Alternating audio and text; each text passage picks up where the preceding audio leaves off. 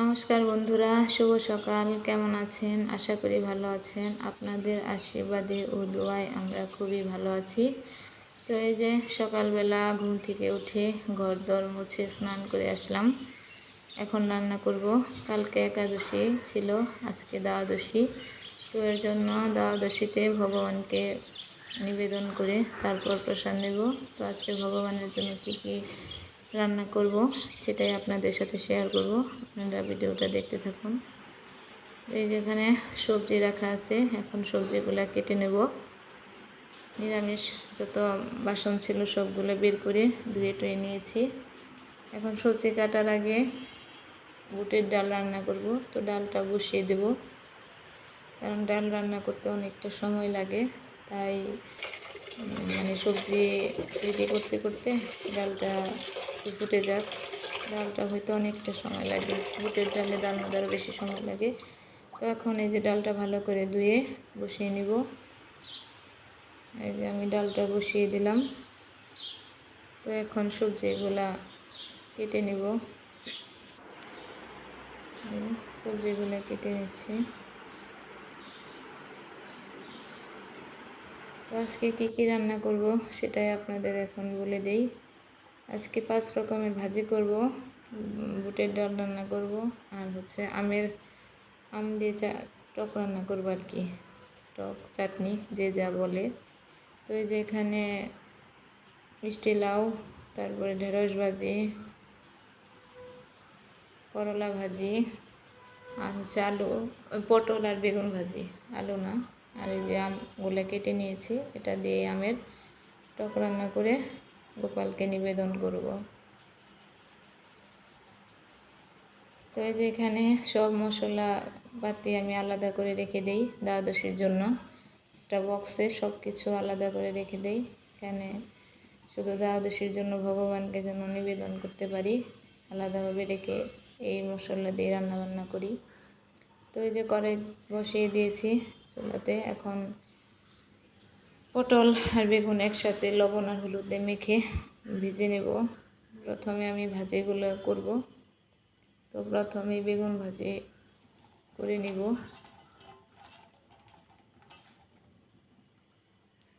বেগুনগুলো চুলাতে দিয়ে দিলাম।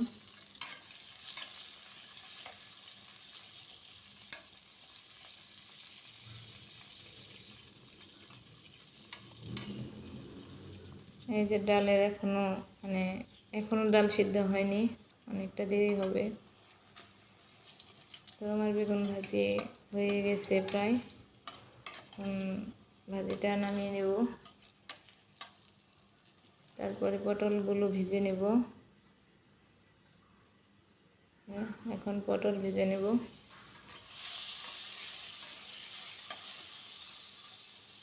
আসলে যারা ভগবানের ভক্ত তারা প্রতিদিনই যারা ভক্তি জীবনে গেছে আর কি, তারা প্রতিদিনই ভগবানকে নিবেদন করে তারপরে প্রসাদ গ্রহণ করে। এটা দেখতে খুব ভালো লাগে। কিন্তু যেহেতু আমরা আমিষ আহার করি, ভগবান এখনও কৃপা করেনি, তো অন্তত চেষ্টা করি দ্বাদশীর দিন যেন তাকে কিছু নিবেদন, তার কৃপায় যেন তাকে কিছু নিবেদন করতে পারি। তো সে যেদিন যে যেদিন সে যা ব্যবস্থা করে দেয় সেটাই দেওয়ার চেষ্টা করি। এখন ভগবান জানে কি হয় না হয়, কীভাবে দেই কোনো কিছু জানি না, নিয়ম কারণ জানি না। মনের দৃঢ় ভক্তি দিয়ে দেওয়ার চেষ্টা করি। আদৌ মনে তার প্রতি প্রেম ভক্তি আছে কিনা সেটাও জানি না, সেটাও তার আশীর্বাদ এবং কৃপা ছাড়া সম্ভব না। সে যদি কৃপা করে অন্তরে প্রেম ভক্তি প্রদান করে তাহলে তো ওই যে একে একে আমি সব ভাজি ভেজে নিয়েছি। এখন মিষ্টি লাউ ভাজি করব।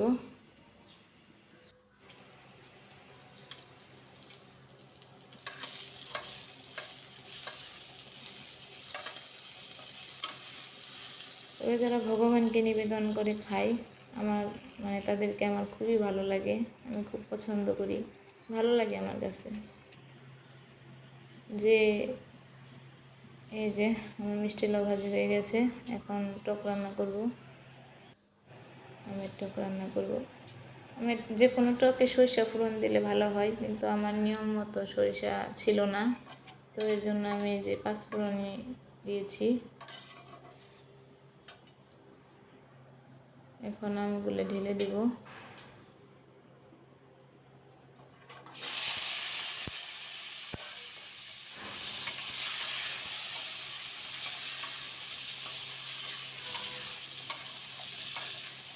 আমগুলো ঢেলে দিয়ে নাড়াচাড়া করছি। এখন পরিমাণ মতো লবণ আর হলুদ দেব।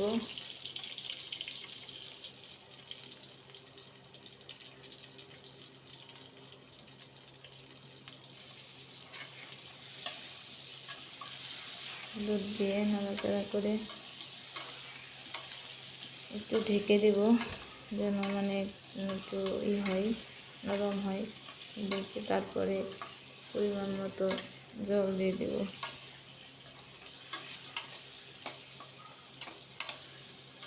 তো এই যে ডাল প্রায় হয়ে গেছে, ফুটে গেছে। এখন ডালে কাঁচামরিচ দেব, হলুদ দেব, ধনিয়া গুঁড়িয়ে দেব,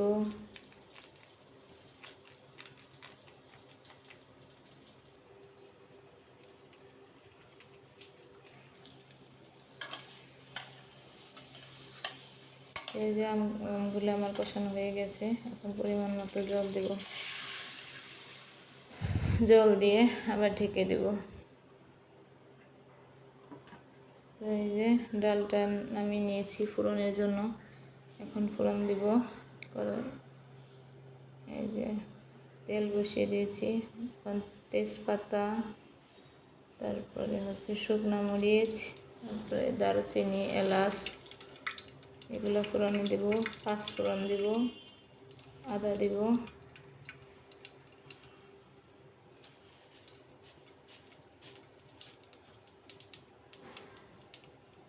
আদা দিয়ে একটু নাড়াচাড়া করে তারপর ডালটা দিয়ে দেব।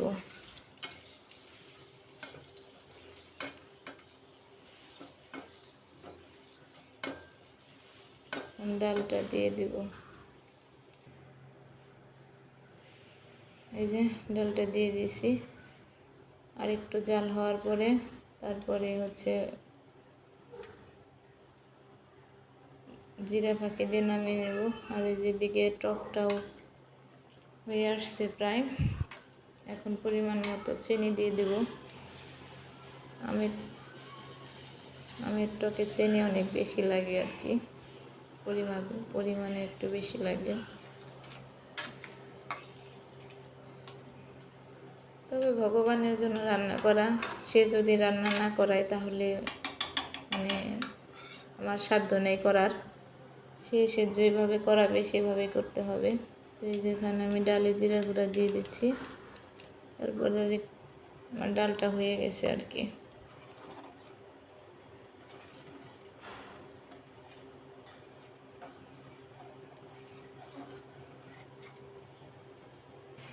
এই যে ডাল রান্না কমপ্লিট।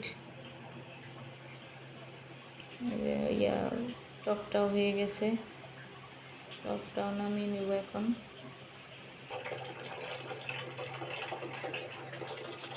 তো এখন শেষ রান্নাটা হচ্ছে, এই যে পোলাও রান্না করব। চাল ভালো করে ধুয়ে নিয়েছি। এখন ওই যে কড়াইতে তেল গরম দিছি, ফোড়নে তেজপাতা দিব, আর হচ্ছে এলাচ, লবঙ্গ, দারচিনি দিব, দিয়ে একটু নাড়াচাড়া করে তারপরে চালগুলো দিয়ে দেব।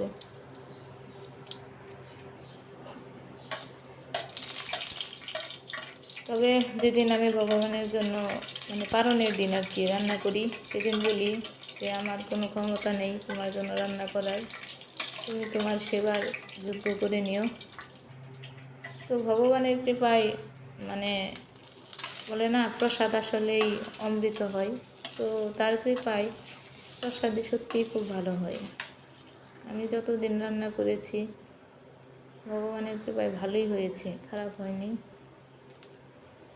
তো এই যে চাল দিয়ে দিছি, লবণ দিয়ে দিছি, একটু আদা বাটা দিয়ে ভালো করে চালগুলো ভেজে নেব। পাশের চুলাতে গরম জল বসিয়ে দিয়েছি।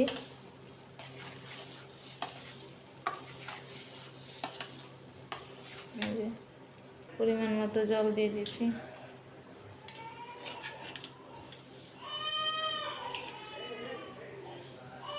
তো এখন মোটামুটি এটা হয়ে গেলে আমার রান্না শেষ হয়ে যায়।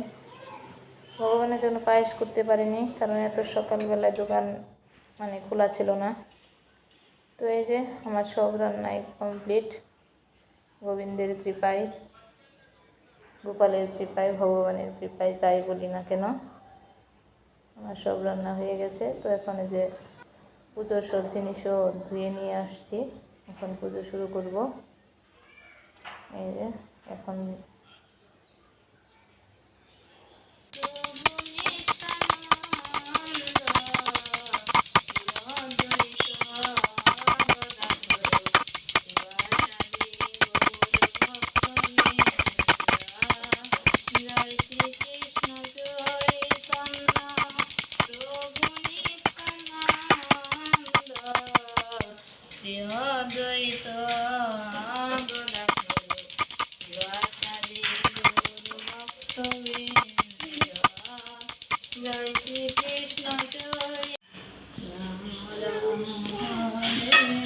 কিপা ভা খাবে তুমি? তারপরে এখান থেকে চাই না, প্রসাদ হয়ে নেই তারপরে